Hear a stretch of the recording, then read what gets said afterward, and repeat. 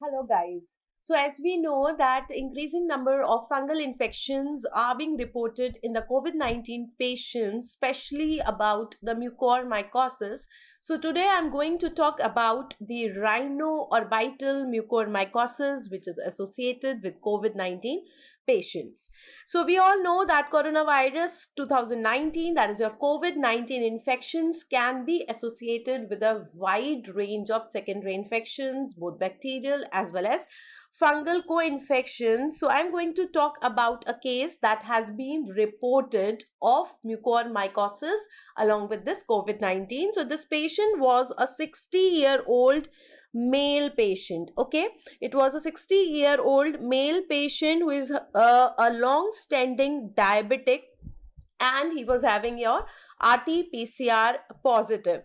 Now, this patient who was admitted for the treatment, he received parenteral meropenem and oral oseltavir with the parenteral methylprednisolone.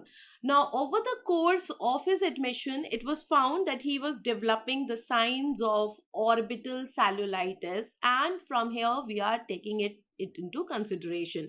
So MRI was done, and it was of the brain, orbits, and the paranasal sinuses. So we will also be talking about what are the things which are important, and they can be asked as a MCQ from your perspective. So if I talk about the ophthalmology involvement, the ocular involvement in the COVID-19 patients, which have been currently talked about, so what are the investigations we are actually looking for? So we are looking for the MRI of brain, orbit, as well as the paranasal sinuses, because it is revealing the soft tissue swelling in the right preseptal, malar, premaxillary, and the retrobulbar regions, along with the paranasal sinusitis. So this is been actually a chain that it is being involving up to the orbital apex through the paranasal sinuses, and the nasal biopsy was done, which revealed a broad aseptate filamentous fungal hyphae, and that was suggestive of mucormycosis.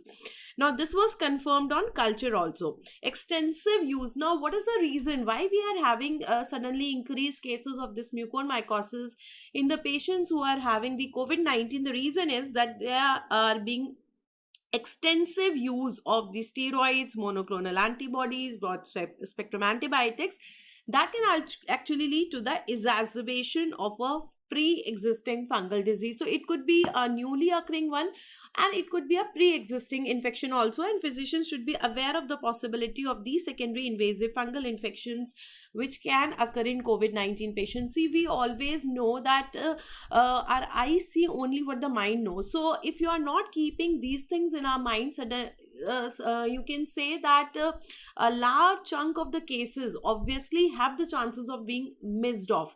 So you have to keep this in mind if you are getting a patient of COVID-19, especially long term hospital admission. That is why it can have the diminution of the immunity, immunocompromised status. So you always have to look for it. Now, you know that this COVID 19 infection is caused by the novel severe acute respiratory syndrome coronavirus 2, and this may be associated with the number of disease patterns. Now, we are well aware of it, and I think now it's not a new thing for us, okay? And it may be ranging from mild to life threatening pneumonia. So, basically, it is presenting as a life threatening or a mild cases of pneumonia. We all are aware of the various CT scores, how the lobes are being affected, and the patient are being charted on the CT scan, and according to that they are being graded as the mild, moderate, or severe. They are being kept at the home, and they are advised remedies at the home itself if it's mild, while if it is moderate or to the severe, they are being hospitalized and given the various treatments. So a wide range of the bacterial and fungal co-infections may exist, and they may be associated especially with the pre-existing morbidity. Now this is again a very important marker, you can say, which is actually deciding the ultimate outcome of the patient in the COVID-19, that whether or not this patient is having some comorbidity, and especially it is your diabetes and lung disease. So if this patient is having pre-existing diabetes or the lung disease, obviously the level of risk involved is very very high. or it may also develop as a hospital acquired infection, like we can have ventilator associated pneumonia. So in a developing country like ours, where we have got a lot of patients of the type 2 diabetes, means we are flooded with the type 2 diabetes, and you know that this is a well known risk factor. So certainly the chances of these secondary infections and the comorbidities, as well as the risk of mortality and morbidity, is very very high in cases of COVID-19 infections which are occurring in India.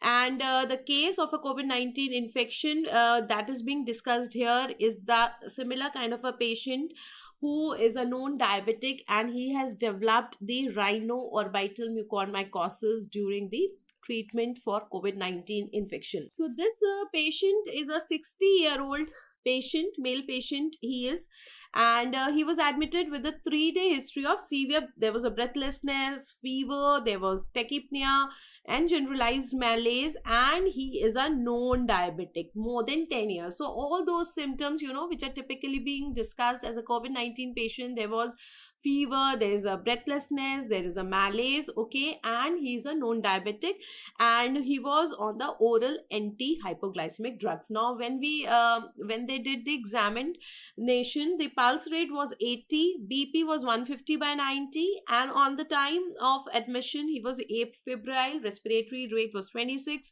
and oxygen saturation is 86, okay. On the oxygen supplementation, that is 10 liters, when he was being provided 10 liters flow, the saturation that was maintained is 86%. Now the relevant physical examination revealed that yes, there was a bilateral crept at the lung basis, so that was evident of the pneumonia, and the CVS was normal, CNS is also normal, and there is also a non-healing ulcer consistent with the diabetic peripheral vascular disease that is seen on the right foot. Now again, an important thing, if you are having the diabetic foot, yes, we are having the ulcers on the right foot, that means it's a diabetic foot. So if you are having a diabetic foot, that is showing you two things. Number one, that he is a known diabetic, and the duration also, that it is affecting the person's vascular status to a large amount, because now he has started developing the ulcers also. So RT-PCR was done, and it was actually positive. So the patient was COVID-19 positive, and the CT scan was done. I think this is the first investigation that is being done in order to diagnose the level of involvement of the lung. So this CT scan was done, and it showed the multiple patchy ground glass opacities in both the lungs, and both the upper lobes, right middle lobe and lingula. Then we have predominantly in a peripheral distribution, which is strongly suggestive of the COVID-19 infection. So if you see, this is the CT scan which is showing the ground glass opacity. So still there is no consolidation that has been found on the CT, but certainly this patient has developed the COVID-19 pneumonia, right? Now the treatment that was started, we can have a look on the treatment that was started. Intravenous meropenem was given, oral oseltamivir was given, intravenous steroids, methylprednisolone was given, even dexamethasone was given, and then this was given along with the local protocol, along with the general supportive care. So this is the specialized treatment that is being given as a protocol of the COVID-19 patients. And even the diabetes was managed with insulin adjusted as per the scale based on the premeal blood sugar levels. We also get to know that there was a subcutaneous enoxaparin twice daily. So all the things which are necessary and that should be given. You can see the total treatment was given to the patient. He gradually deteriorated with the onset of acute respiratory distress syndrome. So again, an important thing. So being a comorbidity patient, he was having diabetes for the last 10 years. This patient, this did not show an improvement and rather deteriorated over the next few days. And on the day 3 now, he was shifted to a non-invasive ventilation in order to maintain his oxygen saturation. Now he could not do well on 10 liters of oxygen, and he was shifted to non-invasive ventilation. While on day 4 he received a single dose of injection tocilizumab and was started with the oral combination of your sitagliptin or the metformin twice, and oral metformin also, along with the subcutaneous insulin at night with the regular insulin also. So all sort of measures were taken. Even tocilizumab was given, maybe the interleukin 6 was raised, and that is why everything was managed. They also started with the insulin, and that was also started with, being given at the regular intervals. Now when he was checked on day 10, okay, bilateral lid edema. So if you talk about the ocular involvement, the ocular complications, they came on day 10. So on day 10 we are having the bilateral lid edema with the right eye prominence was noted. Now suddenly when everything was going in the directions of the lungs, now you can see that on day 10 there was a right eye prominence with the bilateral lid edema. And first of all, the moxifloxacin was prescribed to this patient. Then the next day, they had advised the MRI of the brain orbits and the paranasal sinuses, and they found a soft tissue swelling in the right preseptal malar, premaxillary, and retrobulbar regions. And obviously, because we have got swelling, so you will get the hyper intensity on T2 and the fluid attenuated inversion recovery. So this is your flare.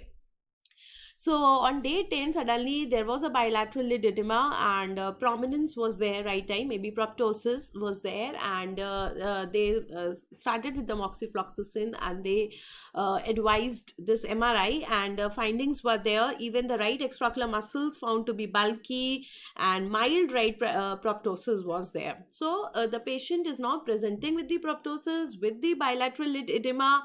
Extraocular muscles were found to be bulky, sinusitis in the form of mucosal thickening in the region of 3 sinuses. So paranasal sinusitis was also evident, frontal sinus, maxillary sinus, sigmoidal sinus.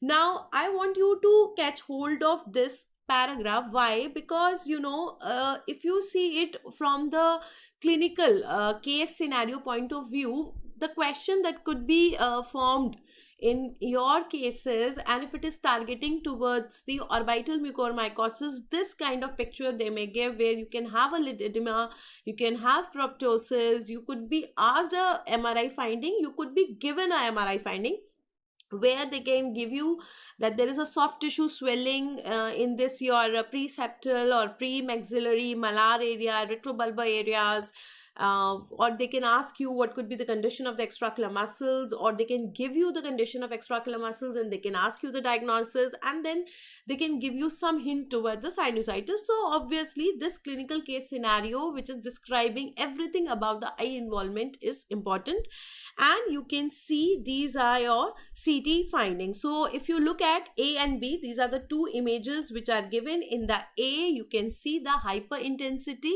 of your ethmoidal as well as nasal sinus, and as well as in the retrobulbar space also, right?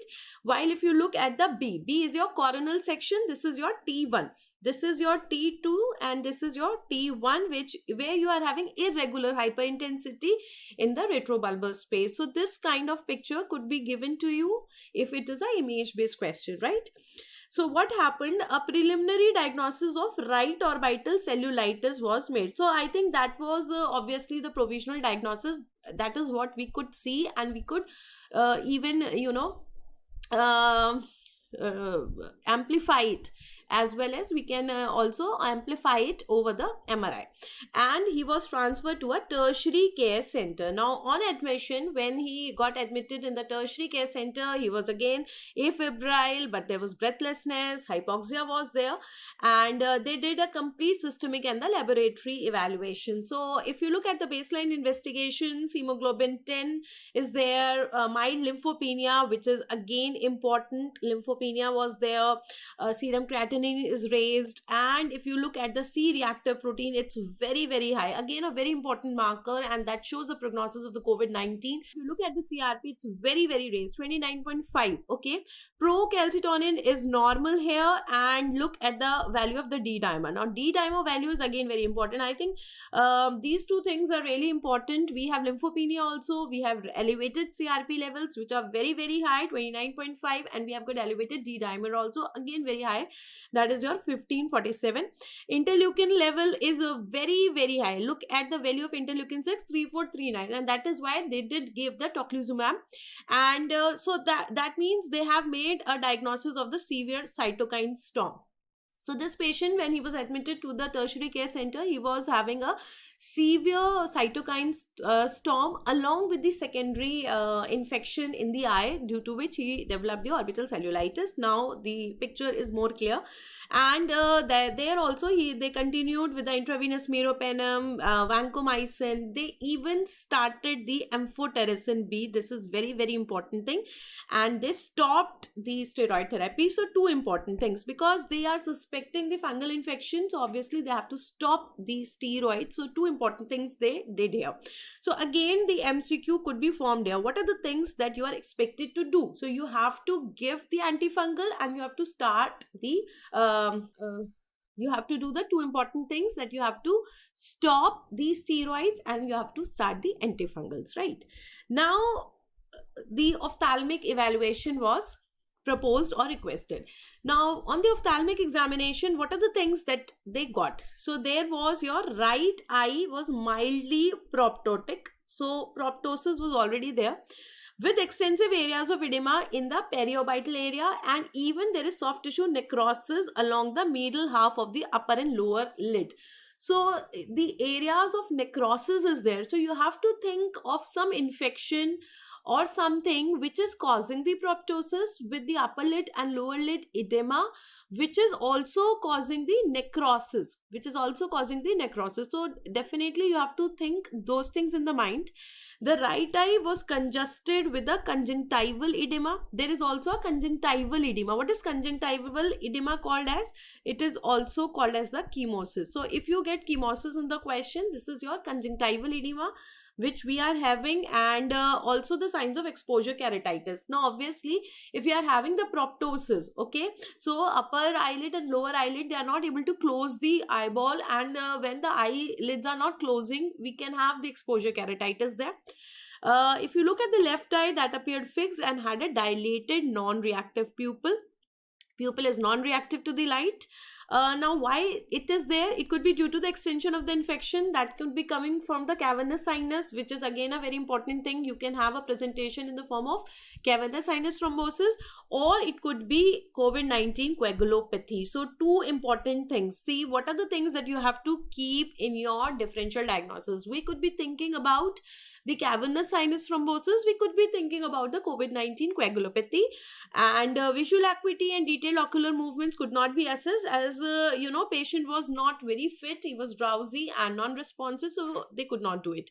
Now the clinical picture in MRI obviously strongly suggested that there is an invasive fungal infection. So we are very sure by that time that this person is having COVID-19 along with some invasive fungal infection, because you were having invasion on the middle side of the upper eyelid and the lower eyelid, and that was quite suggestive of the mucormycosis that we can have. Nasal swab was non-contributory, but a nasal biopsy from the middle turbinate revealed broad aseptate filamentous fungal hyphae. So again, this was confirmed with the biopsy that there was a broad aseptate filamentous fungal hyphae, and this is suggestive of the mucormycosis again. So it is being confirmed, and this can be further confirmed by the Seborrhoeids dextrose agar culture. So what are the things that you have to use for your diagnosis? First of all, invasive nature. Then we have got immunocompromised state. Then you can have the biopsy. Invasive nature we have seen. And after the biopsy, you can even do the culture on the Seborrhoeids dextrose agar culture. So these are the things again that you should keep in your mind that could be present in your question. The patient continued to deteriorate and he was ventilated, eventually required the inotropic support. So slowly and gradually the patient even deteriorated further, and he came fully on the inotropic support, and due to the persistent hypotension, okay, he actually expired. So if you see all the things about this patient, actually, if you see the pre-existing diseases that he was having, the diabetes, previous respiratory pathology, he was on the immunosuppressive therapy, then there was a risk of the hospital-acquired infections as well as the systemic immune alterations, because COVID-19 itself is also leading to the immune alterations. Okay, all this lead to the secondary infections, and they are being recognized, and there is increasing mortality and morbidity due to these infections. So, if you look at the patient, there was a review here that a patient had secondary bacterial or fungal infections. Okay, so a lot of patients, about 8% of the patients had a secondary bacterial or the fungal infections during the hospital admission. And when retrospectively these patients were seen, there was a lot of use of the broad spectrum antibiotics in these patients. And they may or may not have the secondary infections, evidence of secondary infections, but yes, quite a lot of many patients did showed also. So current guidelines in India recommend that we can give intravenous methylprednisolone for 3 days if it is a moderate case, and dose has to be lower, that is 0.5 to 1. But if it is a severe case, then you can have to give a more dose, that is 1 to 2 milligram per kg per day. Okay. So we know that there are certain, pathophysiological features of the COVID-19 that may actually permit, and that is inviting the secondary infections. Also, propensity to cause extensive pulmonary disease, and obviously the risk of the invasive fungal infections are very, very high because of the severe immune dysregulation. So basically this COVID-19 is also attacking at the immune system, and that is also the reason that we have got reduced number of T cells. Also we have CD4 T cells, CD8, all these cells are decreasing, and that is also a reason why we are having more and more infections there. Okay, so if you see this patient who was having this COVID-19, and he was having long-standing diabetes also, because he was having the diabetic foot ulcers also, and then we did saw that there was a orbital infection in the patient that was noticed after the 10 days. Okay, on after the 10 days of admission of COVID-19, and though he was treated with the broad spectrum antibiotics, the steroids also, and because of this, because there is a dysregulation of the immune system by the COVID-19, and the patient was also on the steroids, there was a fungal co-infection along with this, and that actually led to the fungal mucormycosis. So we did saw that actually there was a patient, and everything, reliable source, I have taken this case, and actually this mucormycosis did occur on this patient. So if we talk about this infection, let us see how we can actually go about the diagnosis and treatment of the mucormycosis. So if we go about the diagnosis and management of this orbital mucormycosis, first of all, we have to understand that this mucormycosis is an aggressive opportunistic fungal infection, and it is also known as the phacomycosis or the zygomycosis. Now, though it can affect the other body parts also, like it can affect the lungs also and the GIT also, but the particular case that we are talking is actually the rhinocerebroorbital. So you are concentrating on the rhinocerebroorbital. This is the root actually, rhinocerebroorbital mucormycosis, and this is caused by the organisms of the family Mucoraceae, including the Mucor, Absidia, and the Rhizopus. Now, this fungus that causes the disease is ubiquitous in nature. This is found in the soil and also on the decaying vegetative matter also we can find this. And this fungus is so widespread that the humans are exposed to it on regular basis. So there is no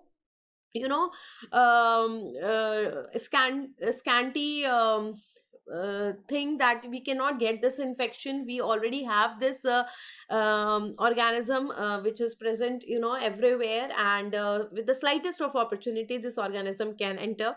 The spores of the fungus are inhaled through the mouth and the nose, but rarely occurs in a person with the intact immune system. Now you must be thinking that if it is present everywhere, why a normal person is not having this? So the thing is that normal person is also having these spores and he is also inhaling. But if a person is having a normal immune system, then the spores will be actually taken up by the phagocytosis. This will be phagocytosed. So because the macrophages are working fine. So that is why the normal persons do not have this infection. But immunocompromised individuals who is not having that immunocompetent immune system, and there is a lot of dysregulation of the immune system, we can have the hyphae formation, and infection can develop. Most commonly it is occurring in the sinuses and the lungs.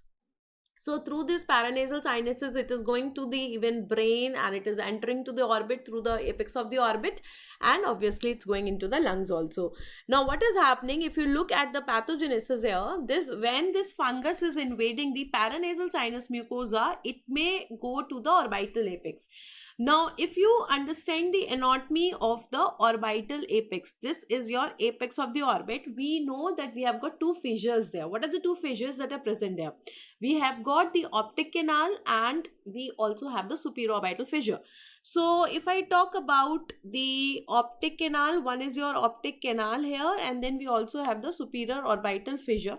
In the optic canal, we have got the optic nerve. So obviously optic nerve can be affected, and therefore the vision can be affected. Well, second important thing is superior orbital fissure. Now there are so many structures which are passing through this superior orbital fissure. We know that the superior orbital fissure is divided into three parts by this annulus of Zinn, and we have got different structures passing through the different parts. So all these structures are at stake. So if you see here, it may spread directly to the orbital apex, and from there it will gain the access to the intracerebral part. And though they say that it is difficult to diagnose early because the person is not having any specific symptoms, so just the patient presentation is the non-specific, but slowly and gradually when there is more invasion or the characteristic scar formation is taking place, then we get to know that it is mucormycosis. Now by the time the signs of orbital apex involvement develop, it is too late to save the patient's vision or the patient's eye or the patient's life. Now if you remember, I always tell you that there is always a order of your priority. We always have to save the life, then save the eye, and then save the vision. But because you know already the patient's presentation is too late or it is so non-specific, so it at times it becomes difficult to save the patient's vision or the eye. The presentation is a rapidly progressive infection, and disease is actually associated with a high mortality rate, that we did saw in this case also. So if you look at the orbital imaging, CT of the orbits shows the opacification of the right paranasal sinus, and I'll show you the picture. The second one is the MRI that shows a non-enhancement of the right nasal mucosa. So these are the two things. This is the CT scan and this is the MRI. Okay, you can see the pictures. This, if you look at the epidemiology, the disease has a predilection for the distinct patient populations, and especially those people who are having the diabetes or who have received the multiple blood transfusions, or especially the immunocompromised patients having the severe neutropenia, those people who have received the transplants, or we have hematopoietic malignancies on chronic steroids or immunosuppressants. Means one thing which is common is your immunocompromise. So if the patient is actually immunocompromised in any manner, the thing is that if the patient is immunocompromised in any manner, we can have this infection. Okay. Now, diabetic or immunocompromised patients most commonly will be presenting with this sinus disease. So usually if they ask you how it is starting is usually from the sinus. That is why it is rhino, then it is cerebro, and then it is orbital. So it is starting from the sinus. So it is your paranasal sinus mucosa invasion happening, and they may be remain contained there, or they may progress into the orbit or even the brain parenchyma. So again, the route is very, very clear, causing the sinoorbital or rhinocerebral. Now look at the diseases which can occur. It could be the sinoorbital also, where from the sinuses it is going into the orbit, or it could be rhinocerebral, means it could be going directly into the brain also. The fungal hyphae directly invade the blood vessels, so there is a lot of tissue infarction, there is necrosis along with the bony destruction. So certainly the invasive nature of this disease is again very, very important. The root is clear, why it is occurring, why there is a epidemic in these kind of patients, because of immunocompromise. So I gave you a keyword, immunocompromise is the keyword. The invasive nature of the organism, the root, and the organs that are involved also are very clear.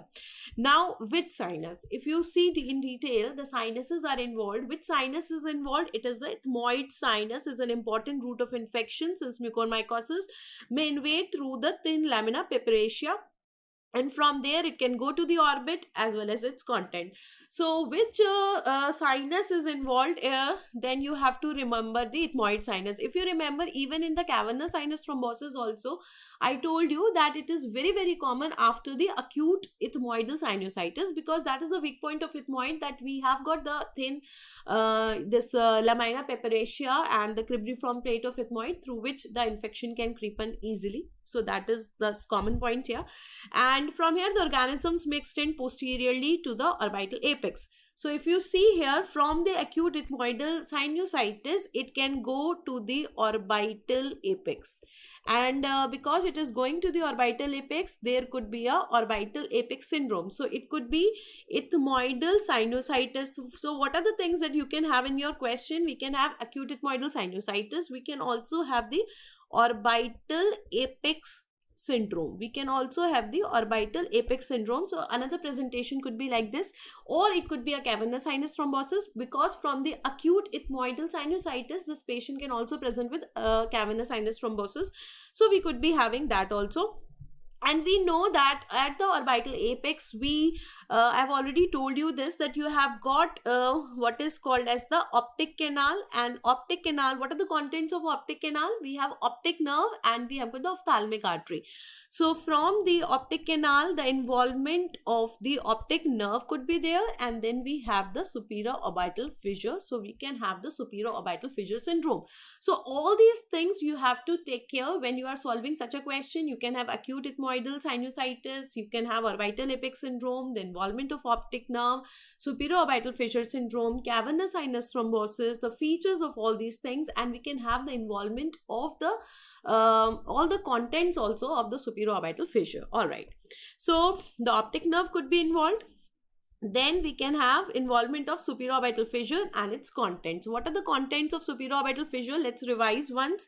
If you look at the superior part say we will have superior ophthalmic vein, and along with this we have got the LFT. What is LFT? Lacrimal, frontal and trochlear, right? Then we have got the middle part. So in the middle part, what are the things we have? So lacrimal and frontal were the parts of the fifth nerve. So the next one that is left is your nasociliary one. Then you have got the sixth, that is your abducens, and then you have got the third nerve, both superior as well as inferior divisions. Then talking about the inferior part of the superior orbital fissure, we have inferior ophthalmic vein. So all these nerves, you have third nerve, fourth nerve, fifth nerve, sixth nerve, superior ophthalmic vein, inferior ophthalmic vein, obviously all these could be involved, and therefore we could have the features. What are the features that we can have? We can have diplopia, we can have ophthalmoplegia, even the sensory loss due to the trigeminal nerve, and it can go to the cavernous sinus. So see that I have already told you. And from this cavernous sinus, then ultimately it can go to the brain also. So brain abscess, cerebral abscess also we can have. So it will start with the paranasal sinusitis, especially the ethmoidal sinusitis. From there it is going to the brain. It can cause the intracerebral abscess, or it can go to the apex of the orbit, and there it is affecting the optic nerve, contents of the superior orbital fissure. It can cause the superior orbital fissure syndrome, it can cause the involvement of optic nerve, and it can also cause the cavernous sinus thrombosis. Then it can also cause the vascular thrombosis and the infarction in the brain. Now, in general, therefore, I can say that it is aggressively invasive disease, and thus progression of the infection is very, very rapid. So it's a invasive disease, it's a rapid disease, it is a disease of the immunocompromised status. Let us see what could be the presentation of this patient. So this patient of sinus mucormycosis may be associated with the non-specific symptoms that we discussed before also, that because of the non-specific symptoms, usually the diagnosis is late. We have got the nasal congestion. So simply any sinusitis, we have postnasal drip or the dark blood tinged purulent rhinorrhea. We could have the sinus tenderness and the general symptoms of sinusitis like headache, hair fever, hair malaise. And the problem is that this condition can lead to angio invasion. So that is a lot of problem, that we can have the angio invasion and tissue infarction. and that is why it is a invasive disease. And so we can have the infection of the ethmoidal sinus, then it is penetrating, it is invading through the bone, it is invading through the soft tissues, and we can have a ischar over the infected area. Like for example, can you see this black area? This is the ischar formation.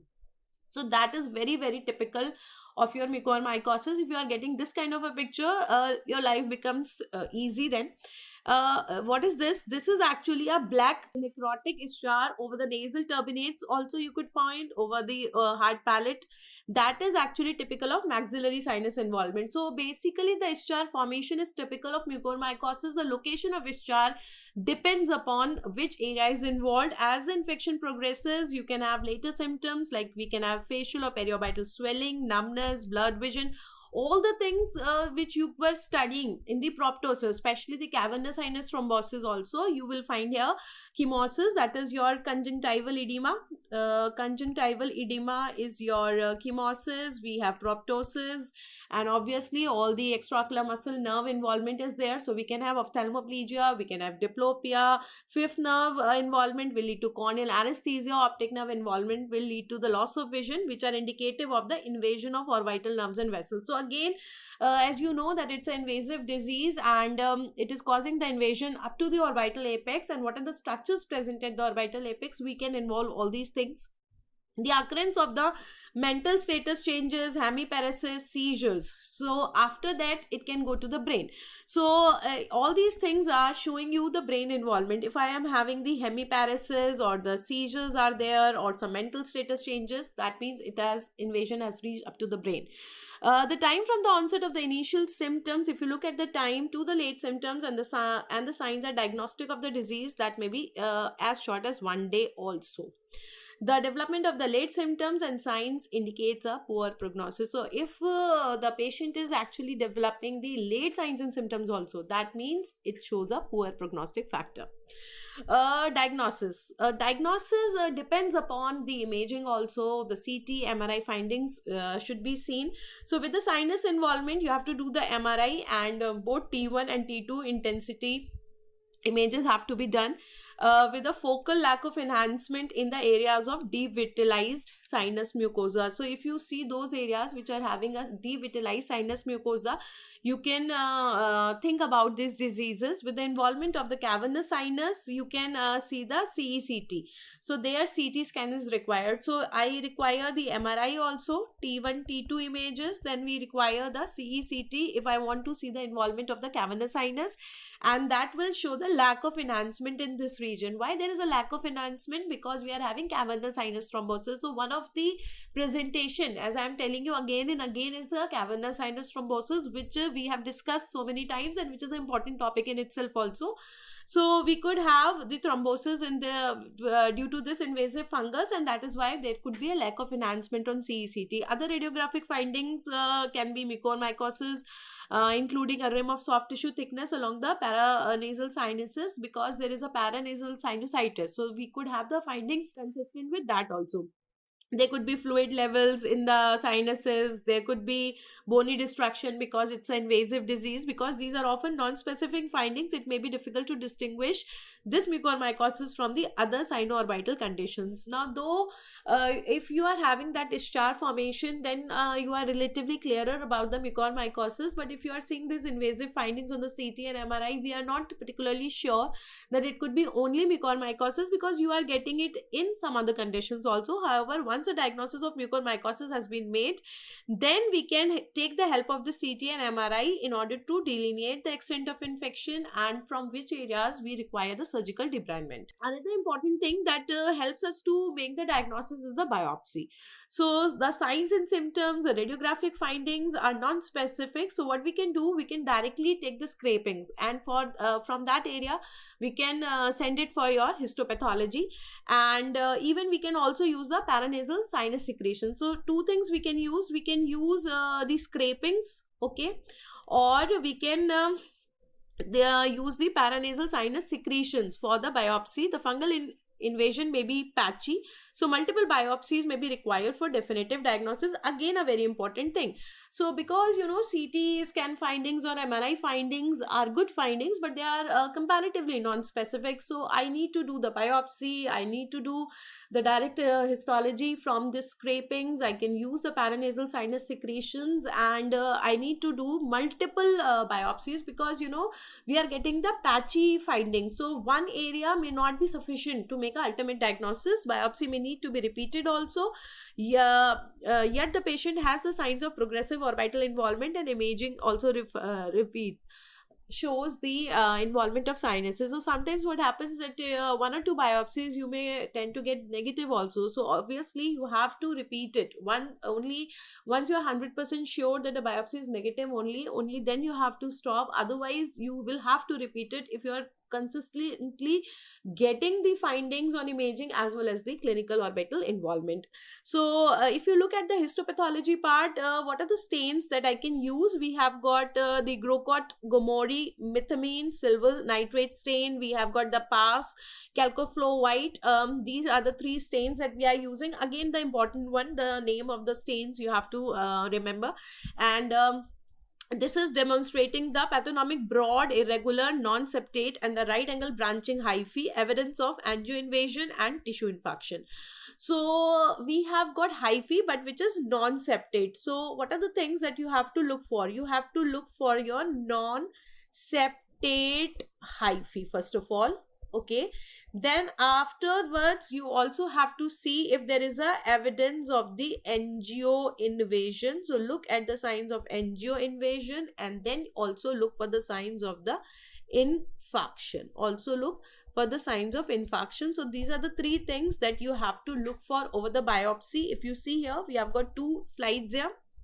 Okay, if you look at the first slide, this is your first slide, that is your 2A. You can see this is the low power view of the fungal sinusitis, and there is extensive tissue necrosis. Can you see here? And we do not see any strong inflammatory response, but yes, we have got a lot of necrosis. Some of the organisms could also be seen, which are they have marked with the help of the arrows. They have marked, but you do not have many organisms here.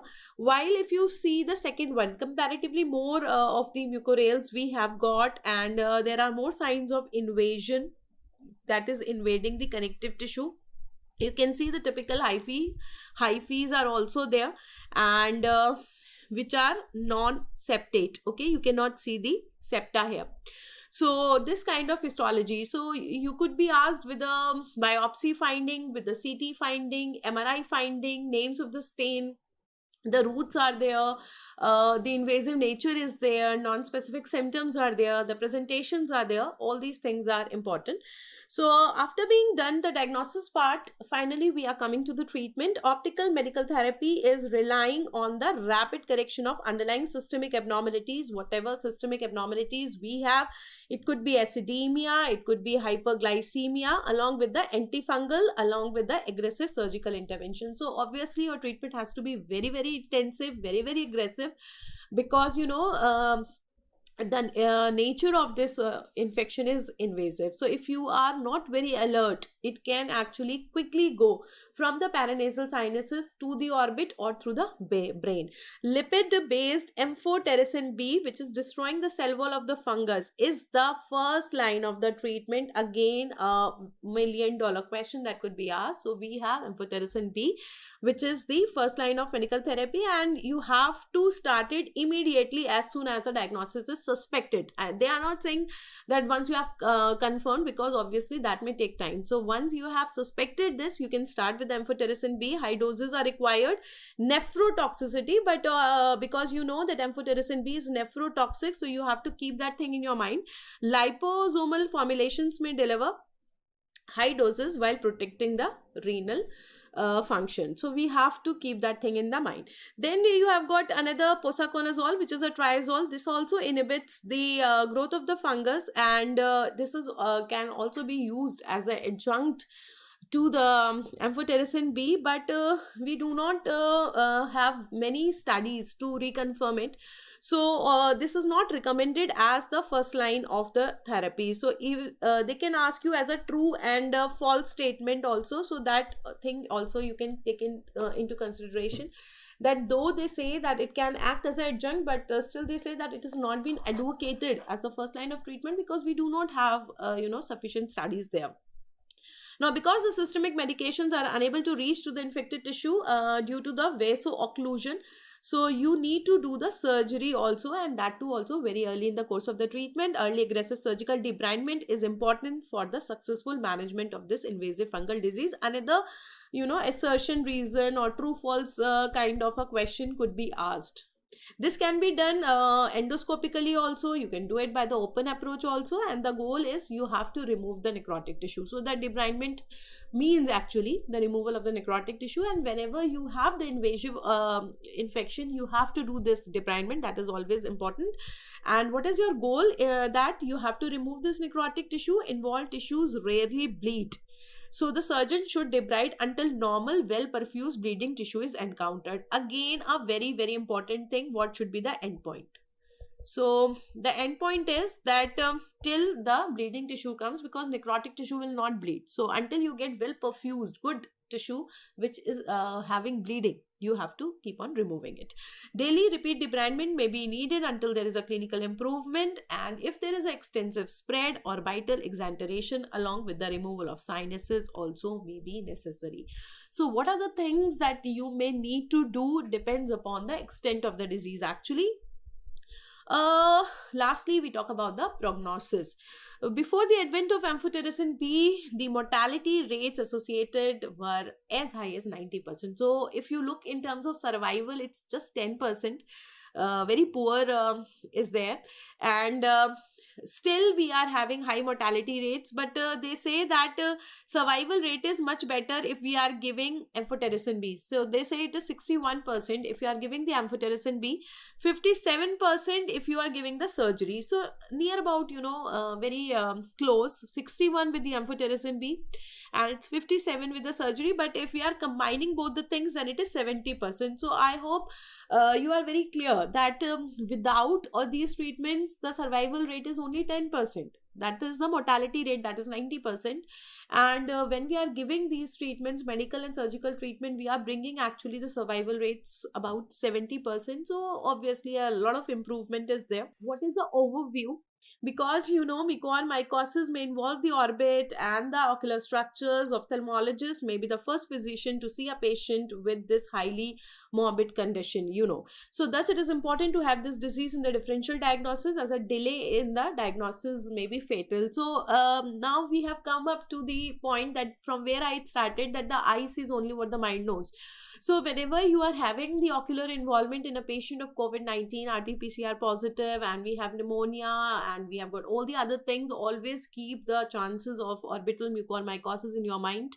And I think you can start the amphotericin B as early as possible, and depending upon the extent, you may go further to the debridement and the surgery. That is the best thing that we can do as far as decreasing the mortality rate is concerned. Aggressive medical and surgical management has to be given, and patients will require co-management with multiple services, because here also we have multiple organ involvement. We can have involvement of sinus, the eye, the brain, and lungs are already involved.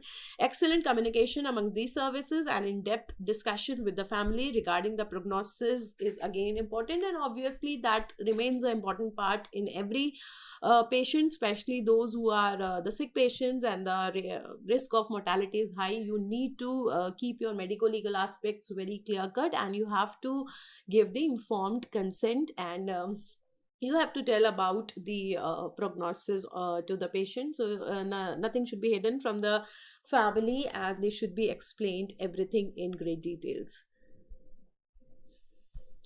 So I hope you get some insight about the rhinoorbital cerebromucormycosis in a patient of COVID-19, and I tried to take a case which is actually a living case that has been studied few months back, and the case study was presented, so that you get a real insight. See, we do not have much idea about the type of infections that are taking place in COVID-19, as it is, comparatively a newer disease. That is why I did not want to discuss this infection just on a hypothetical basis. That is why I took a true case which has been presented as a case study, so that you get to know what are the things actually happening. And even if you are a COVID warrior, you are a frontline warrior, you are treating the cases, you are getting a case who is having a lid swelling or orbital involvement or proptosis, then you have to take it seriously. What are the lines you have to work upon, and by the time you can take a ophthalmic opinion, and the needful could be done at the earliest. So I hope you enjoyed the session as much as I did, and please let me know if you got a fruitful discussion from this, and your feedbacks are always welcome. And I wish I'll bring more of the COVID-19 related cases in front of you. Thank you, and happy ophthalmology.